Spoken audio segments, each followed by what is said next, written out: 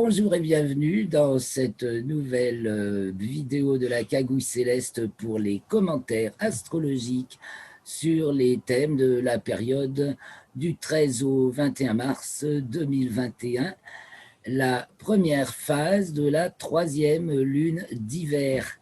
Donc bonjour Christophe, bonjour Michel, nous allons commenter ensemble ces thèmes. Je commence donc, je vais commencer à les afficher. Voilà, alors ça c'est le thème du bélier. Et ça c'est le thème du premier quartier de lune. Alors on va peut-être avoir envie de revoir la nouvelle lune. Là oui, bien sûr, on va regarder la nouvelle lune. Pour commencer, donc aujourd'hui le 13. Bon, on l'avait déjà regardé la semaine dernière. C'est pas mal, hein, avec Mercure culminant, tout diurne, dans cette nouvelle lune. Alors oui, le plus important, c'est de voir que tout est diurne, que Mercure est culminant et qu'on a une conjonction Vénus-Neptune avec la nouvelle lune. Tout ça est en poisson. Donc une conjonction serrée Soleil, enfin Lune-Soleil et puis Vénus-Neptune. On va regarder ça d'ailleurs à nouveau sur le RET. Toi, tu parlais météo tout à l'heure, Christophe. C'est vrai que c'est un sujet qu'on peut aborder. Qu'est-ce qu'on peut dire quand on voit un Mercure culminant en Verseau avec un amas Vénus-Neptune, c'est-à-dire le petit E, l'existence intensive, ça semble humide, en Poisson, et Mercure Verseau qui va faire des sortes de giboulées, sûrement, mais de grande taille. Je ne sais pas ce que vous en pensez, plus l'ascendant Verseau, Gémeaux, pardon, et Mars en Gémeaux qui insiste sur un côté très variable. Ouais. Temps variable. Ça a l'air très alterné, un temps de saison avec des giboulées, du vent, oui, des bourrasques peut-être. Et c'est la tendance de la prévision. Hein. Ah ouais, bah oui, ça colle. C'est quand même marrant, ça colle, mais si on s'amuserait pas à faire ça si ça collait pas à ce qu'on lit dans les thèmes. Hein. On ne ferait pas. Hein. Après, ça va durer combien de temps? Disons que ça augure. On part. C'est la clé pour le mois, là.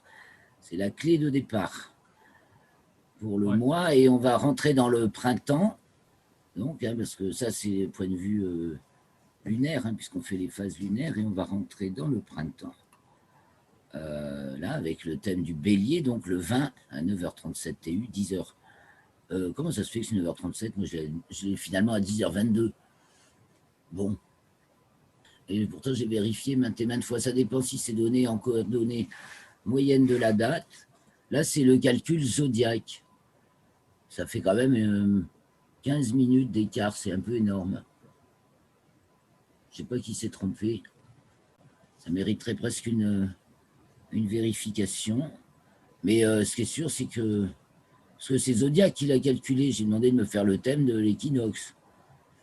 C'est curieux qu'il y ait une telle différence quand même de 15 minutes. Hein, 9h22 TU et là 9h37 TU. C'est gros. Entre quoi et quoi? Eh bien, d'heure. Là, le thème, il est pour 9h37 TU. Et moi, hier, j'ai donné l'équinoxe sur la cagouille. Là, j'ai bien été regardé. C'est à 10h22, 9h22. Et donc, quelles heures il donne? Par exemple, Guillaume Canac. Évidemment, selon qu'on considère les choses en coordonnées moyennes de la date ou en coordonnées J2000, c'est pas pareil.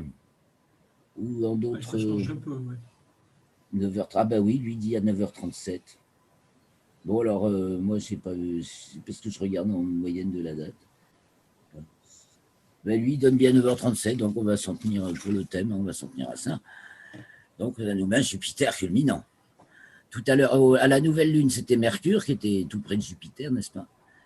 Et donc, comme la semaine a passé, Mercure a avancé, il est rentré dans le signe des Poissons, et c'est Jupiter en Verseau qui est maintenant culminant, qui est déjà à 20 Verseaux, mais il va rétrograder après. Jupiter, elle est déjà à 20 Verseaux. Mais après, elle va faire sa boucle de rétrogradation à partir du mois de mai. Mais donc, c'est la veille du premier quartier, hein. On rentre en bélier et c'est le premier quartier. Alors, je vous signale qu'il est bien salué, ce premier quartier. Ben déjà, parce que il y a une conjonction Lune-Mars. Le 19, la Lune est conjointe à Mars, qui est conjointe à Aldébaran. Hein, vous voyez, on est à 10 Gémeaux, 11e degré Gémeaux. C'est l'étoile Aldébaran. Mars est conjointe à Aldébaran et la Lune est conjointe à Mars et à Aldébaran le 19. C'est-à-dire le même jour, elle est conjointe d'abord aux Pléiades, hein, quand elle rentre dans les Gémeaux, dans le signe des Gémeaux, à 0h46, le 19, elle rentre dans le signe des Gémeaux. Elle est conjointe aux Pléiades. Et puis en fin de journée, elle est conjointe à Mars et Aldébaran, à 19h24 et 21h16 réciproquement. Et donc, à 9h37, quelques heures plus tard, au moment de l'équinoxe, elle est à l'ascendant, pile en Gémeaux, c'est le moment où elle se lève. Et Jupiter est pile au milieu du ciel. C'est fort pour nous, hein. Oh, que c'est fort. C'est très très fort. C'est comme si pile sur les angles, quoi. C'est rare comme situation. C'est rare comme situation. T'en as vu souvent, regarde, depuis qu'on fait des thèmes, d'avoir c'est l'équinoxe, pour marquer l'année. On ramasse la Lune à l'ascendant et Jupiter culminant. C'est fort quand même. Et donc, une Lune très significative. Il y a des élections régionales. Oui, mais c'est un peu piètre, je veux dire, les élections régionales pour un truc aussi fort. Je ne sais pas si on peut. Je sais que tu les vois là, les élections régionales. Jupiter en Verseau, il y a les grandes régions. Est-ce que tu crois que ça va avoir une importance? Il y a des spécificités. D'accord. Je ne sais pas, je te demande. Je ne sais pas si ça a une importance ou pas. Ça concerne ou pas les gens. Je ne sais pas. Et alors donc, on a. Attendez, c'est pas tout, hein. Il y a ça d'un côté, puis il y a donc, dans la semaine, on a la conjonction Vénus-Neptune, et puis juste avant d'entrer en bélier, yes, coupez le son, yes, le soleil rentre en bélier et Vénus aussi en même temps, pour compléter le tableau. Et donc on a ces angularités, la Lune et Jupiter, c'est pas négligeable, et puis cette Lune, donc elle, je vous dis, elle est chargée de Mars, qui vient de passer devant les Pléiades et Aldébaran, hein. En Gémeaux, on dirait qu'il y a une explosion de.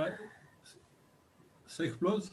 Je sais pas, de fleurs, des tas de trucs extraordinaires, tu vois. Après, c'est la 12, mais bon, trigone, Jupiter et Saturne. Donc, on voit que dans ce thème du bélier, hein, donc ça amorce l'année. Hein. L'année, elle a l'air punchy, quoi. Alors, une année très punchy, on pourrait dire en premier lieu. Hein. D'accord. Est-ce que tu avais l'air de dire que c'était la balance qui était l'année politique? C'est ce qu'on avait dit. Hein. Oui, plutôt le début de l'année naturelle au bélier. Et l'année, oui, mais c'est toute l'année. Et dans ce trimestre, c'est voilà, dans ce trimestre, il y a les trois autres saisons qui se préparent, tu vois. Oui, c'est le printemps, d'accord. Alors, je ne sais pas, parce qu'évidemment, on peut regarder aussi le thème de l'hiver, du Capricorne, pour se dire, ça aussi, c'est le début de l'année.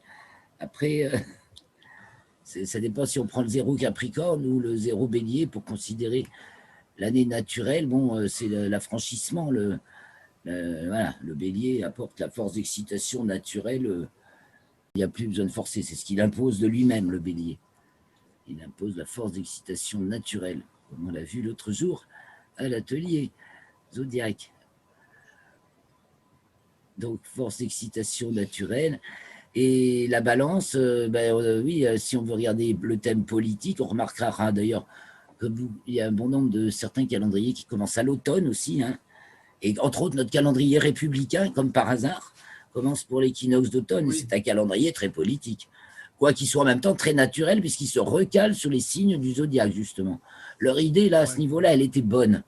Je pense que c'est une des rares bonnes idées de la Révolution française. Le calendrier, il est astronomiquement et astrologiquement juste. Et il est beaucoup plus proche de la réalité naturelle. Voilà. Est-ce qu'on va changer de calendrier? Est-ce qu'on va changer? On va repasser à l'heure d'été en plus, déjà. Oui. Ah oui, oui. Mais c'est pas samedi prochain, mais dans 15 Logiquement, jours. c'est ça, ouais. Dans Encore 15 jours. 15 jours, ouais.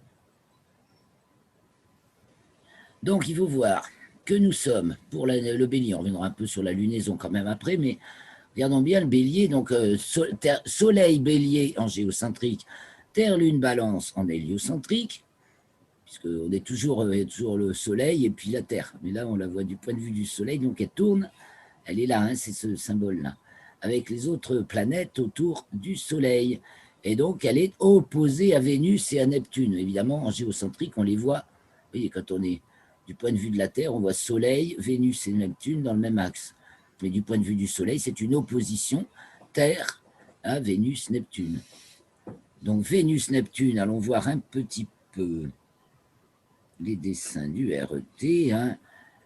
Vénus, relais du E.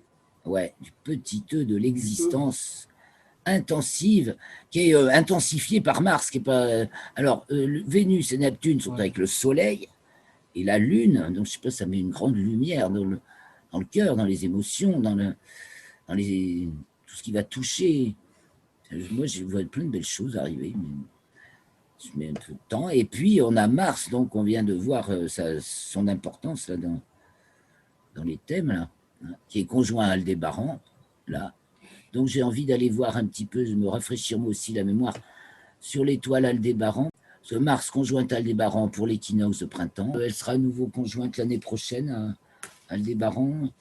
Et la dernière fois, c'était en 2019. Des fois, ça met environ 2 ans. Parce que Mars fait une rétrogradation. Mais nos gilets jaunes sont toujours un peu là, oui. Quand on voit Jupiter et Mercure, les gilets jaunes ne sont pas loin. Oui, oui. Et, oui. Hein, voilà. On est d'accord. Et donc, c'est eux qui ils agitent un peu la soupe, là. Hein. À mon avis, ils prennent les choses en main. Il y a des tas de petits corps, c'est ça, ces fleurs dont je vous parlais. Des tas de petites fleurs, là. Des fleurs sociales aussi, quoi. Des nouvelles petites organisations qui prennent les nouvelles reines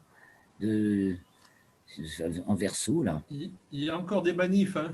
Pour information, il y a toujours des manifs. Hein. Et toujours, et beaucoup. Toujours, oui, oui.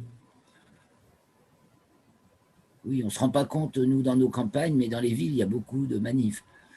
De façon générale, il y en a beaucoup, mais il y en a encore plus en ce moment. Oui, c'est ça, il me semble bien, hein, qu'il y en a plus que les habitudes. Et donc, la Lune à l'ascendant, en Gémeaux, le peuple, il sort, là. Qu'est-ce que vous voulez qu'il fasse? Il sort, il bouge, il danse, là, en Lune, Mars, Gémeaux. Il danse, oui. Et il danse même, oui, il danse. T'as l'impression, enfin... Oui, alors, où est la maladie? Mais alors, est-ce qu'on en fait? Alors, la maladie, quand on nous bassine avec Neptune, bon, mais pas elle toute seule, hein. Enfin, c'est un peu la rumeur. Et là, on dirait qu'elle va être totalement rincée, flambée, remise à zéro. Je veux dire, il n'y a plus de doute avec la chaleur solaire, là. Est-ce que la maladie va encore inquiéter les gens? Il y en a qui s'inquiètent, mais je crois qu'il y en a de moins en moins.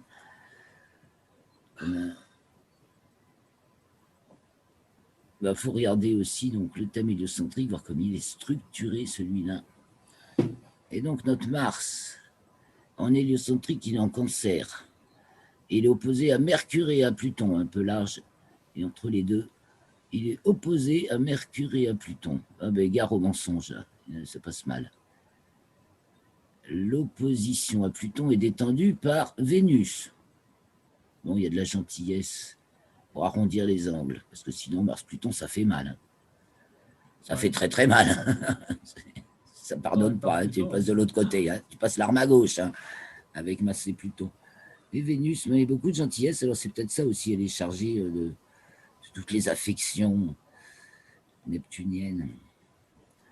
Et donc, opposition, ça c'est bien tendu. Hein. L'opposition Vénus, Terre-Vénus est détendue par Pluton. C'est un jeu entre... Il y a un jeu avec Vénus-Pluton, hein. Terre-Vénus, Terre-Soleil, Vénus-Pluton. Donc la vie ou la mort. Hein. Maintenant, il faut choisir On est du camp des vivants ou des morts, parce que là, à jouer les morts vivants depuis pas mal de temps déjà, là, je crois qu'il va falloir choisir. C'est encore plus tranché, choisir son camp. Parce qu'en plus, hein, on n'a pas parlé l'axe des nœuds lunaires, mais la Lune et Mars, ils s'y trouvent. La Lune est à son nœud, en même temps, à son nœud ascendant. Donc, ça fait beaucoup de choses pour l'entrée du Soleil en Bélier. Ouais. Parce que la Lune a l'ascendant à son Ouais. nœud ascendant, en plus. Waouh! Ouais. Moi, je pense qu'il va y avoir désobéissance. On va Mais- s'asseoir Mais ça sur les commence. règles. Là. Oui, ça commence. on va en faire des nouvelles, c'est même pas. Est-ce réellement Oui. une désobéissance même? Mais, Chacun est ben, livré à il y a lui-même. d'inspiration quand même, hein, avec Vénus. Ouais. Et Neptune.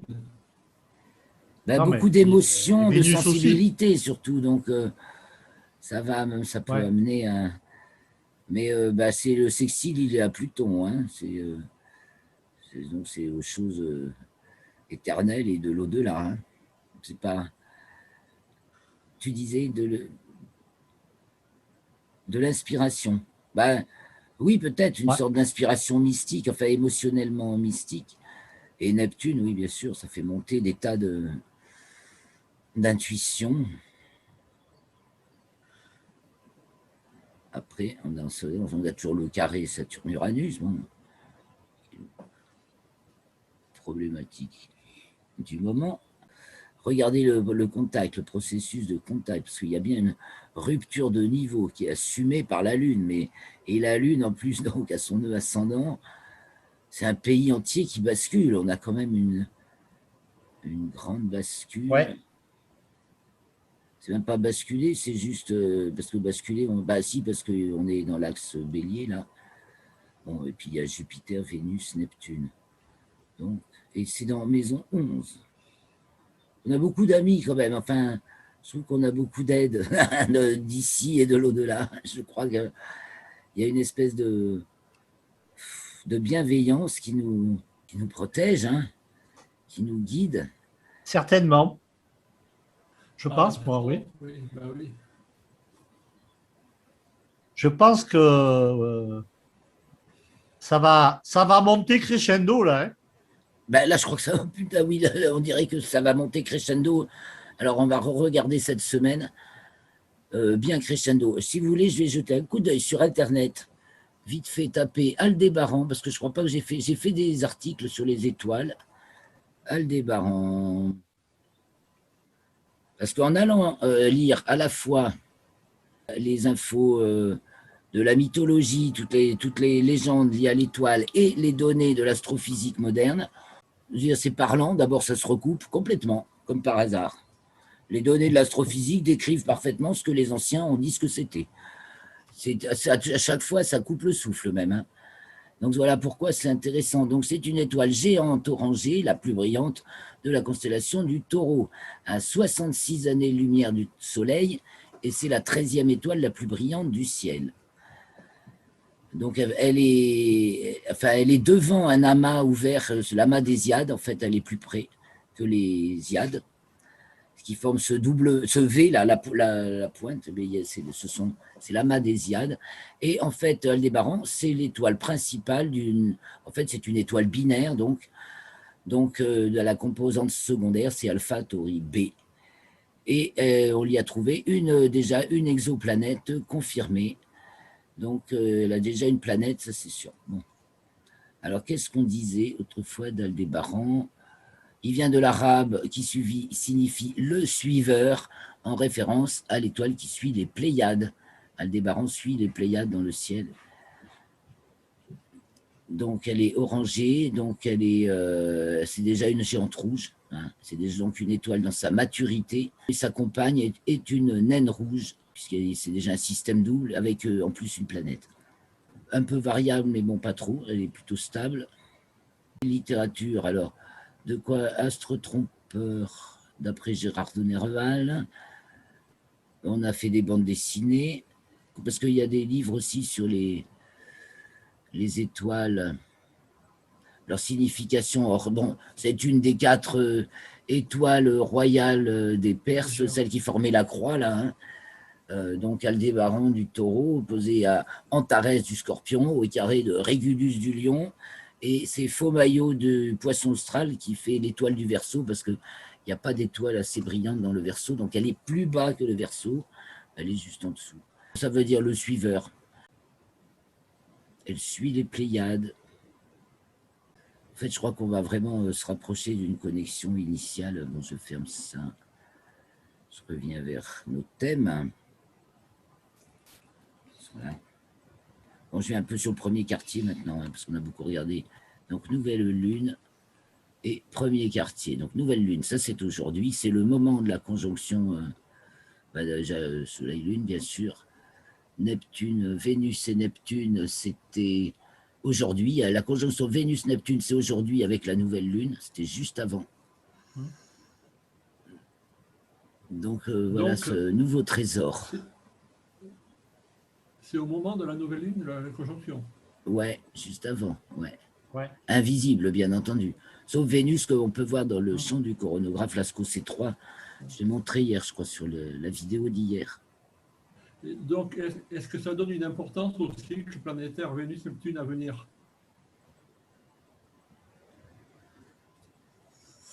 Bonne question. Pour cette période, au moins oui. Au moins pour cette... puisque là, on regarde... Ouais, mais là, c'est quoi? On est à la nouvelle lune. Donc là, ça va durer un mois, là, c'est tout. Un cycle lunaire. Donc il ne va pas se refaire d'autres cycles Neptune-Vénus oui. Pendant ce mois. C'est sûr que ça donne la teinte de ce mois, oui. Mais ça ne va pas. Voilà. Et là, on regarde sur un mois. Enfin, je veux dire, quand on fait la nouvelle lune, elle va nous donner la tonalité pour le mois qui vient. C'est la note initiale du mois qui vient. Après, les autres, le premier quartier, la pleine lune, le dernier quartier vont moduler, évidemment, tout ça. Mais on part de là. Donc, on part de ce moment de... Non, mais quand même, hein, Mercure culminant en Verseau, on est en train de basculer. C'est fragile. On voit que le système, il est en train de... Le système est fragilisé, il part un peu en miettes. Oui, parce que dans la configuration planétaire, là, on est demi-carré Pluton et l'amas planétaire Vénus, Neptune, Soleil, Lune. Et on est demi-carré aussi avec ce même amas à Uranus. Oui, c'est Saturne, hein, c'est Saturne-Uranus, Michel. Pluton ne fait rien là. Pas oui, Saturne. Saturne-Uranus, oui, et effectivement, on a le carré. Il y a demi-carré et carré. Oui, il y a deux demi-carrés sur ce carré Saturne-Uranus. Saturne.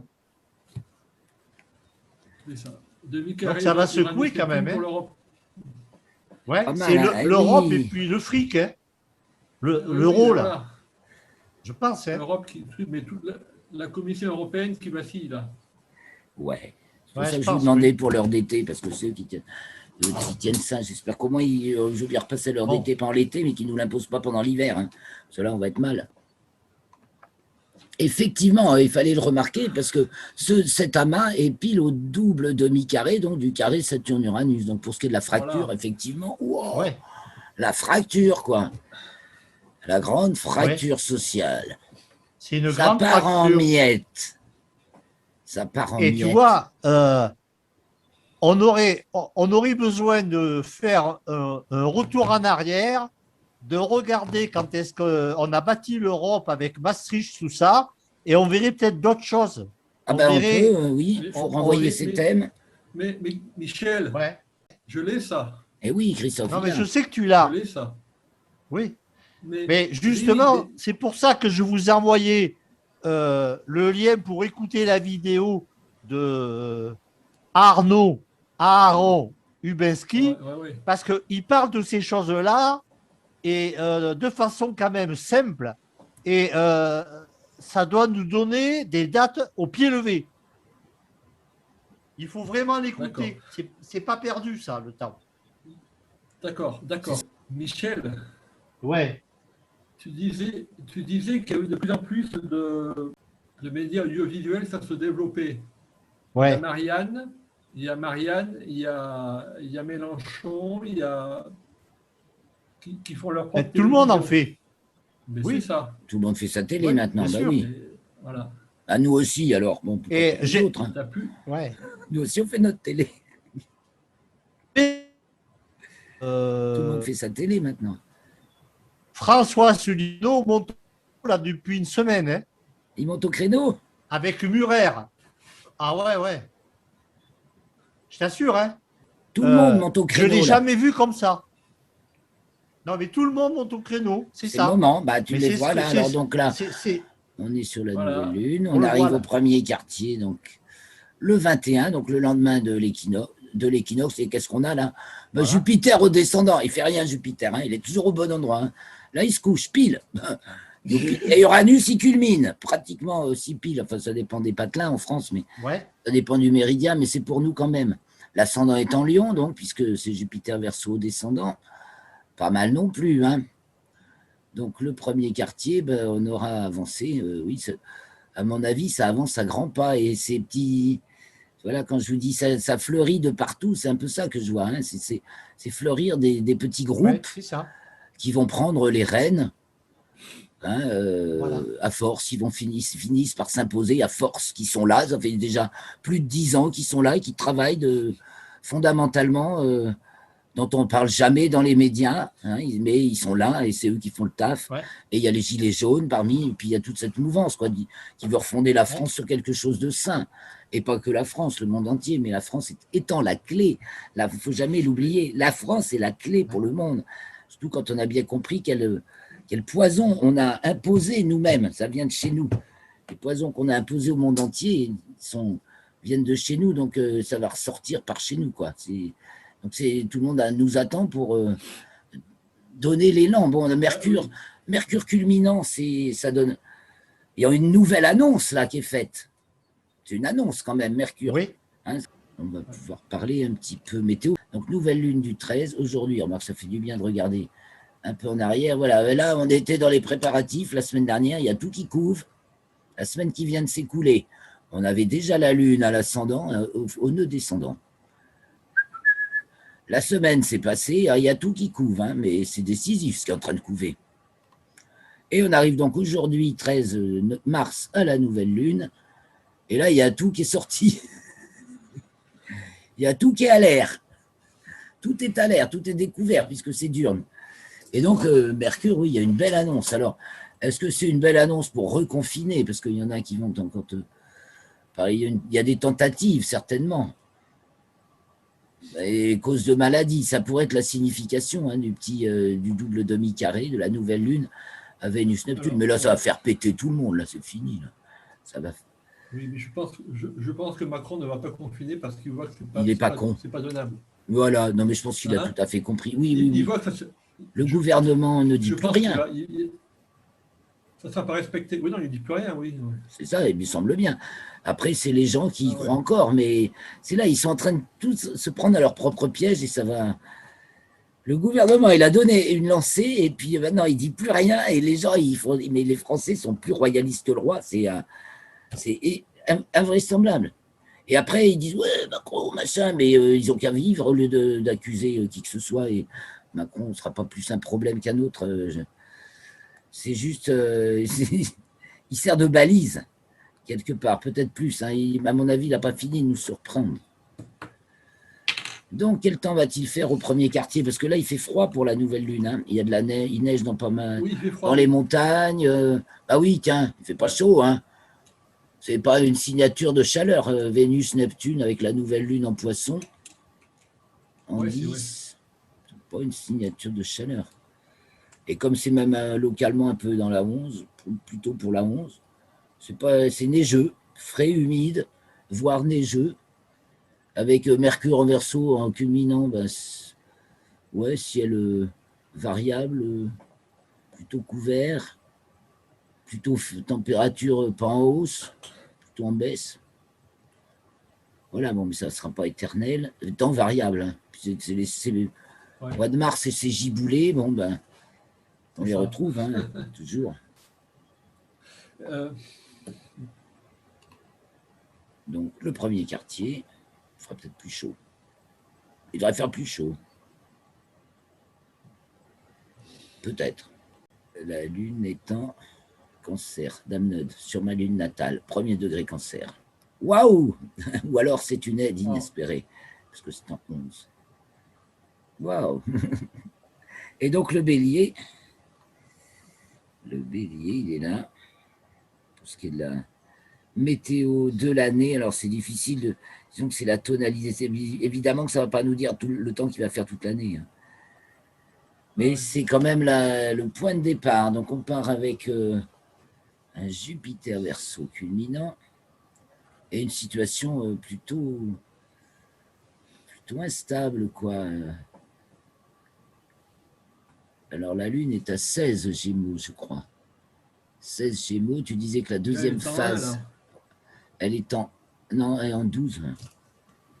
Oui, en 12, mais... Secteur 1, bah oui, en local, c'est même secteur 1, voire 2. Ouais. Et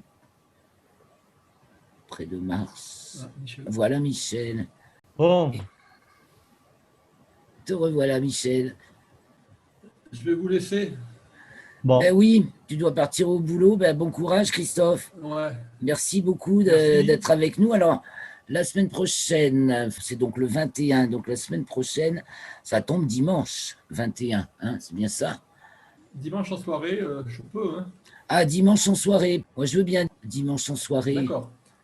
Donc dimanche 21 en soirée, ok. 20h, ça va ou 20h30, bon, comme tu veux. Hein. Oui, oui, ça va, ça va. 20h dimanche, c'est bon? Ah ben, c'est Ouais. cool. Ok. On te laisse partir, Christophe. Oh ben, tu vois, Ok, je mets allez, son- au revoir. Ciao, ciao. Au revoir. Merci. Au revoir. Bon, bah, bonne semaine à Ciao. toi. Et bonne semaine Vas-y, aussi à vas-y. toi, Michel, à moins que tu aies encore des choses à dire. Ah oui, j'ai encore un truc à dire, très important. C'est que la Lune et Mars Parti. sont hors limite zodiacale nord, en plus, pour cette entrée du Soleil en bélier. Ouais. Si c'est pas pour faire vraiment un truc Ouais, qui ouais, sort ouais. de l'ordinaire, la Lune et Mars. Mars sort des limites zodiacales Et Mars. le 21. Hein, le 21, à 8h37, Mars est conjointe à Aldébaran et à 12h30, elle sort des limites zodiacales. Pour 2 mois. Elle atteindra sa déclinaison maximale fin avril, à 25 et quelques degrés de déclinaison nord. Donc la Lune et Mars en même temps. Bon, la Lune rentre dans les limites le 24. Bien sûr, elle reste 3 jours à peu près en limite zodiacale, mais Mars, 2 mois. Et ça se passe pile pour cet équinoxe. Donc on peut s'attendre vraiment à du nouveau. Là, ça va pas. La page est tournée. Voilà, la page est tournée. C'est comme si dans un livre, tu es en train de tourner la page, ça y est, elle est tournée. Hein. On nous ouvre un nouveau champ. Ouais. Ok. Eh bien, tant mieux. Je pense. Accompagnons tout ça de nos encouragements parce qu'il n'y a pas beaucoup de gens qui le voient et qui y croient encore. Et pourtant, c'est pour de vrai. Hein. Si. Ouais. Je pense, oui. Ouais. Ouais. Bon. Formidable. Allez, je vous embrasse. À Moi bientôt. aussi, merci bientôt. beaucoup. À la semaine prochaine. Ciao. Au revoir. Bonne semaine, au Ouais. revoir. Ouais.